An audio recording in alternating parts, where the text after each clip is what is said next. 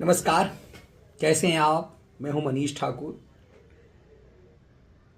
दिल्ली दंगे का मास्टरमाइंड ताहिर हुसैन को चुनाव प्रचार के लिए बेल देने को लेकर देश की सबसे बड़ी अदालत उलझ पड़ा आपस में ही। जस्टिस पंकज मित्तल और जस्टिस अहसानुद्दीन अमानुल्लाह की बेंच आपस में ही विचारधारा के रूप में टकराकर उलझ गई और दो जजों की बेंच के इस फैसले दो राह पर खड़े फैसले ने इस मामले को चीफ जस्टिस के पास भेजने को मजबूर कर दिया। तो सवाल यह है, इस देश में कानून एक है, आईपीसी और सीआरपीसी की धाराएं अब न्याय संहिता के रूप में बदलकर एक हो गई है। जब संविधान एक है तो फिर किसी ऐसे खूंखार अपराधी जिसे मास्टरमाइंड माना गया, उसके लिए सुप्रीम कोर्ट की दो जजों की बेंच किस विचारधारा पर टकरा गई?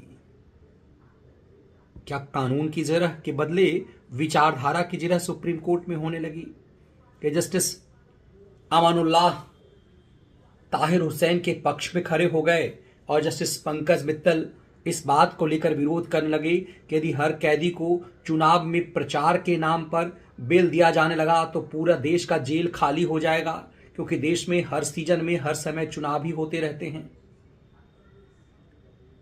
इस पूरे मामले ने देश को एक नई जिरह की तरफ लापटका है कि जब देश की सुप्रीम अदालत भी किसी मामले को विचारों के रूप में यदि सुनती है तो फिर इसे सुप्रीम अदालत कैसे कहा जाएगा?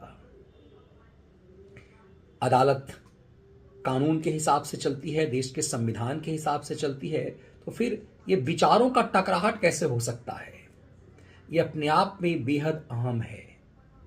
इसने इस देश को यह सोचने को मजबूर और लाचार कर दिया है कि क्या आम आदमी और खास आदमी के लिए कानून अलग अलग है, सुप्रीम कोर्ट की सोच अलग अलग है।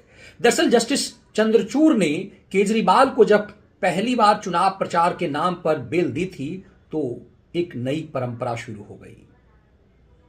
अपने दोस्त सिंघवी के हित में दिए गए इस फैसले ने देश को दोराहे पर खड़ा कर दिया है। कई सवाल अब इसमें गुत्थी की तरह उलझते सुलझते जा रहे हैं। इस पर आपका क्या सोचना है? कमेंट्स बॉक्स में अपनी राय जरूर दीजिएगा। जय हिंद।